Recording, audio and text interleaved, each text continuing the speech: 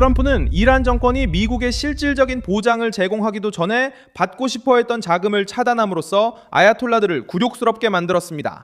2026년 6월 6일 토요일 이란 최고 지도자의 군사 고문이자 전 이슬람 혁명수비대 사령관인 모센 레자이를 테헤란이 가장 숨기려 했던 사실을 무심코 드러냈습니다. 정권은 단지 명예, 주권, 저항에 대해서만 이야기하는 것이 아닙니다. 정권은 협상에 복귀하기 위해 동결된 240억 달러의 자산을 요구하고 있습니다.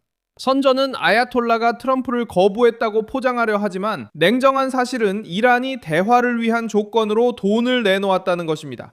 중동의 항로를 위협했고 진지한 합의 전에 워싱턴이 신뢰를 증명하라고 요구했습니다. 아야톨라는 무엇을 숨기려 했을까요? 왜 수십억 달러를 요구했을까요?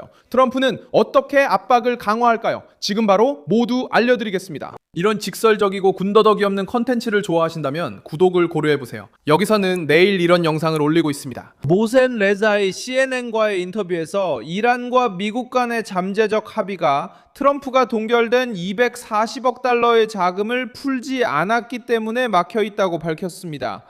그는 이것을 신뢰의 시험이라고 부르려 했으며 협상의 길을 열기 위해 적어도 그 금액의 절반은 풀려야 한다고 말했습니다. 하지만 이 발언은 정치적 자백이 되었습니다. 테헤란은 편안한 입장에 앉아있지 않습니다.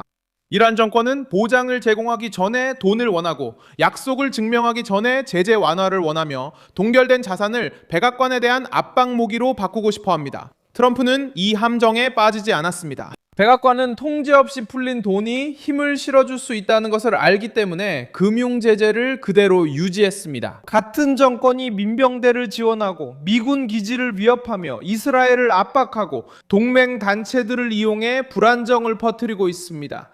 240억 달러의 요청은 갑자기 나온 것이 아닙니다. 이 요청은 압박전쟁 한가운데 공격과 해상 위협, 그리고 이란이 미국으로부터 정치적 양보를 얻으려는 시도 이후에 나온 것입니다. 아야톨라는 공개적으로 만남을 거부할 수 있지만 그의 대표자들은 뒤에서는 여전히 돈을 풀어달라고 요구하고 있습니다. 레자이는 트럼프가 이스라엘과 거리두기, 자산 해제, 봉쇄 종료를 결정해야 한다고 했습니다. 이란은 트럼프가 대화는 하지만 무조건 양보하지 않는다는 점을 알고 있습니다. 그래서 분위기가 달라집니다. 정권에게 트럼프와의 회담은 상징으로 사용될 것입니다. 트럼프에게는 어떤 회담도 보장, 사찰, 핵 제한, 그리고 미국의 실질적인 이익이 따라올 때만 의미가 있습니다. 아야톨라가 트럼프와의 만남은 없을 것이라고 말하며 힘을 과시하려 했습니다. 하지만 진정한 힘은 수십억 달러를 급하게 요청하는 것과는 어울리지 않습니다.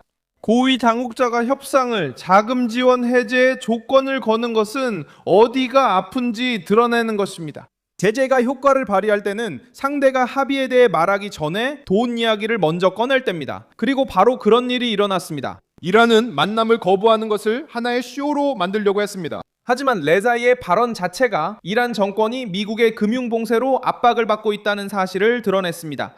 트럼프 정부는 또한 스티브 위트코프와 제러드 쿠슈너를 테네시주 오크리 국립연구소의 핵 전문가들과 접촉하게 했습니다.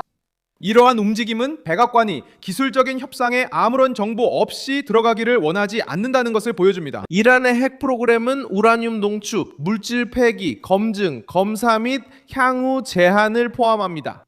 트럼프는 허술한 합의의 실수를 반복하는 대신 핵 구조를 내부에서 이해하는 사람들에게 논의를 이끌었습니다. 실제로 이것은 수십 년 동안 이런 협상에 훈련된 이란 협상가들에게 속지 않기 위한 준비입니다. 이란은 군사적 위협으로 압박을 확대하려고 시도했습니다.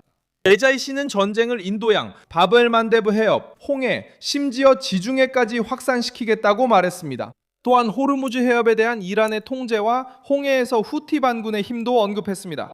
이 위협은 트럼프 전 대통령의 주장을 재확인시킵니다. 이란 문제는 단순한 밀실 외교가 아닙니다. 이것은 석유, 민병대, 해상 경로, 미군 기지, 그리고 지역 동맹국들을 이용한 협박의 네트워크입니다.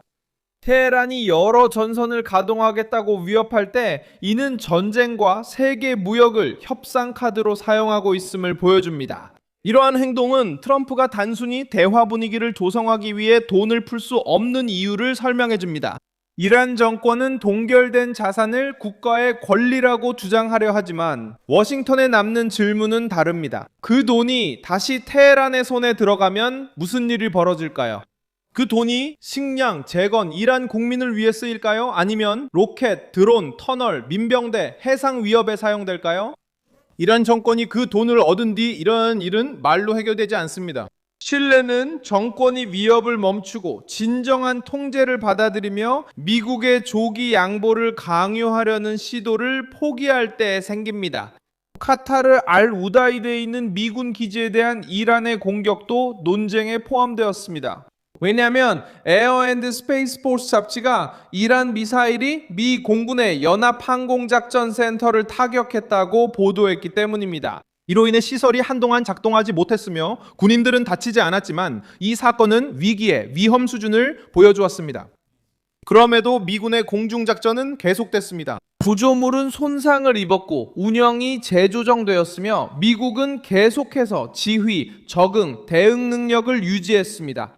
도널드 트럼프도 위스콘신에 나타나 미국 경제가 여전히 강하다고 주장했습니다. 한편 고용보고서에 따르면 5월에 17만 2천 개의 일자리가 창출되었고 실업률은 4%였습니다. 중동에서 전쟁이 벌어지고 에너지 긴장과 불안한 시장 상황이 이어지고 있음에도 불구하고 미국 경제는 여전히 활력을 보이고 있습니다. 도널드 트럼프는 이런 상황을 이용해 자신이 이란 문제를 빠르게 진전시키고 있다고 말했습니다. 그리고 외교적 또는 군사적 힘으로 위기가 끝나면 연료와 비료 비용이 떨어질 수 있다고 주장했습니다. 시장 하락은 비평가들에 의해 실패의 증거로 사용되었지만 시장은 위험에 반응하는 것이지 활동가의 헤드라인에 반응하는 것이 아닙니다. 전쟁, 석유, 제재, 금리, 그리고 중동은 투자자들에게 영향을 미칩니다. 중요한 것은 트럼프가 아야톨라에게 240억 달러를 정치적 보상으로 주지 않고 위기를 해결하려고 한다는 점입니다. 차이점은 간단합니다. 좌파는 시장이 흔들리는 것을 보고 트럼프가 이란에 맞서기 때문이라고 비난합니다.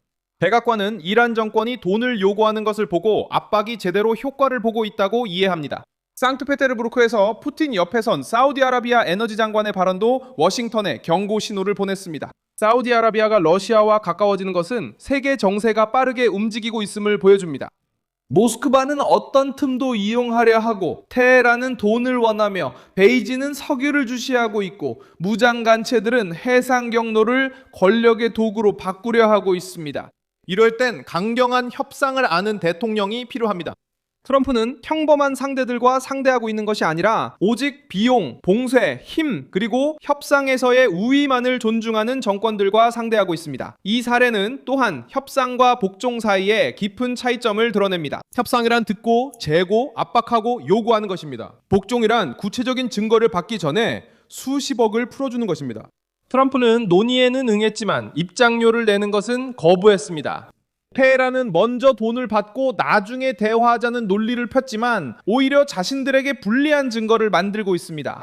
위협이 계속되는 동안 돈을 요구한다면 워싱턴은 제재와 안전장치, 기술적 요구사항을 더욱 강하게 유지할 이유가 생깁니다. 저는 밀손 알비스 국제정치 전문가입니다. 매일 진실된 정보로 여러분께 소식을 전하는 것이 저의 목적입니다. 뉴스 링크는 영상 설명란에 있습니다. 이 영상에 좋아요를 눌러주시고 채널을 구독해주세요. 영상이 끝난 후에는 댓글도 확인하셔서 밀손 알비스 커뮤니티와 더욱 활발히 소통해보세요.